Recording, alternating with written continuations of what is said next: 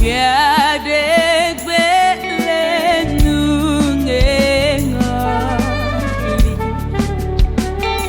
on.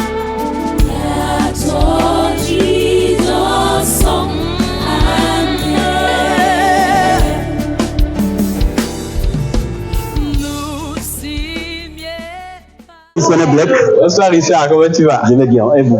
Je vais bien également. Alors, ce soir, vous avez été conviés à la conférence de réveil des co-héritiers, une conférence qui annonce les festivités de nos 10 ans. Vous avez développé le premier volet de ce thème, qui est ce qui tue le don de l'Esprit Saint en nous. Vous avez développé pas mal de choses, et ce qui a retenu surtout mon attention, c'est quand vous énumérez quelques paramètres ou ce qui tue les tueurs du don. Voilà. Et entre autres, vous parlez de la paresse. Je sais que le temps imparti qui vous a été donné ne vous a pas permis de développer assez ce côté-là. Ouais. Donc, en quelques mots, qu'est-ce que vous pouvez nous dire pour l'essentiel par rapport à la paresse qui tue le don de l'Esprit en nous? Voilà, merci Richard. Effectivement, aujourd'hui, c'était l'édition 2023 de la conférence de réveil. Et mon thème, c'était véritablement de savoir comment est-ce que nos dons peuvent révéler la mission ou bien la destinée que nous avons sur la terre. Et donc, en parlant des tueurs de dons, on a parlé effectivement en premier lieu de la paresse.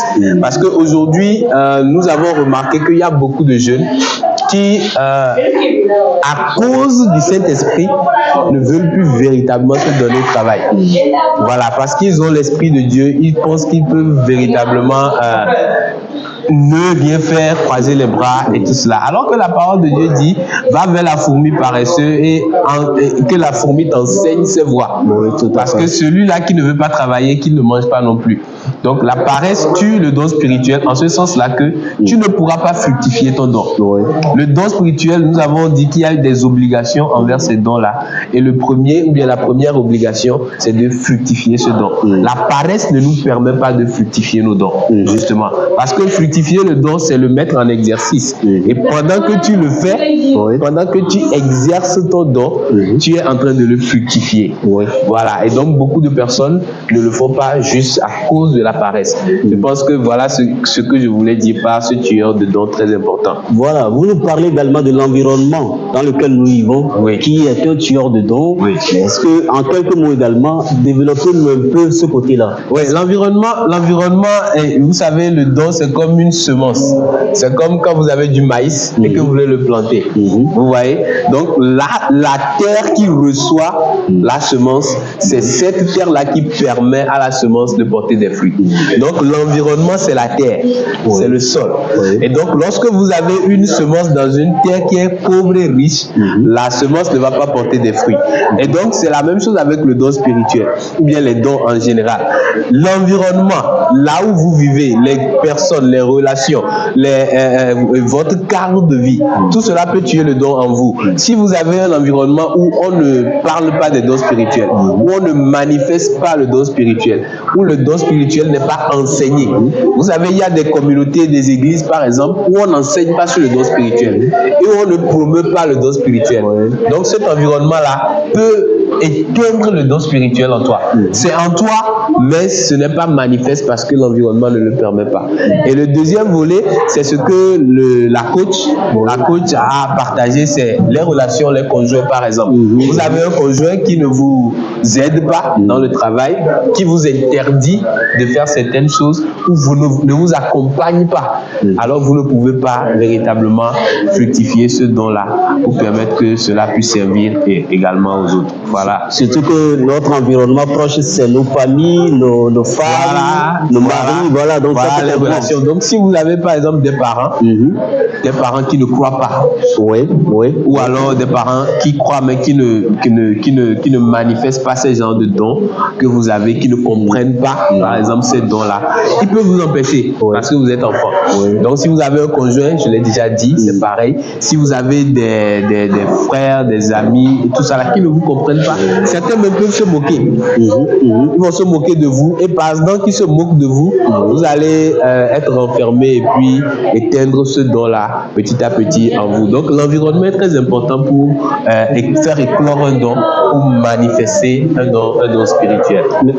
Merci beaucoup. Nous n'allons pas prendre beaucoup de votre temps. Une dernière chose, nous savons que vous étiez à la conférence de l'année dernière.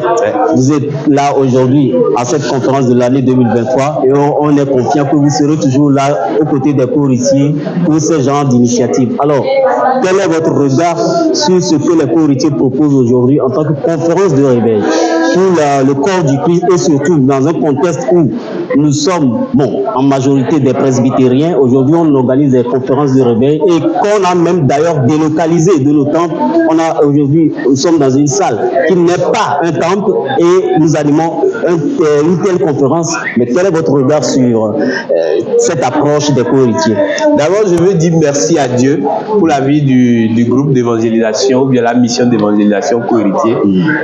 Je veux tirer chapeau à leur président pour l'organisation et surtout les thèmes. J'ai déjà parlé de ça avec lui. Je lui ai dit que les thèmes que vous choisissez pour vos réunions, pour vos rencontres, pour vos conférences, ce sont des thèmes très importants. Et j'aurais aimé pour la suite qu'on puisse avoir au moins une journée ou alors deux pour pouvoir véritablement aller dans les détails de ces thèmes. Parce que ce sont des thèmes très importants.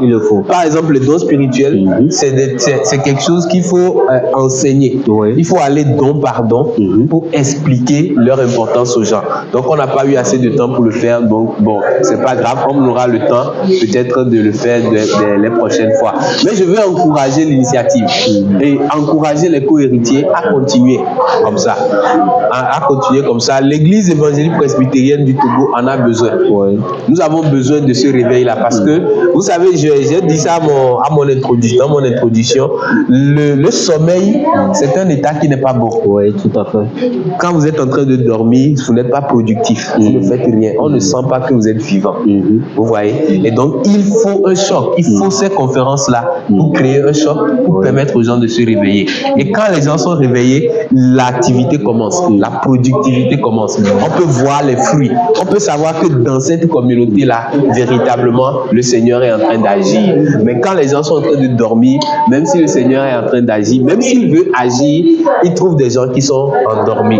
Donc voilà, les conférences de réveil que les co-héritiers de Jésus-Christ organisent sont très, très, très, très, très bienvenues.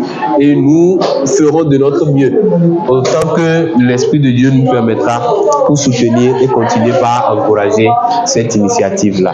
Merci beaucoup. Alors, merci pour votre motivation. Et alors, donc, le rendez-vous sera pris pour l'année prochaine pour une nouvelle conférence de réveil au sein des co-héritiers. Merci à vous. Amen. Bye bye. Soyez branchés.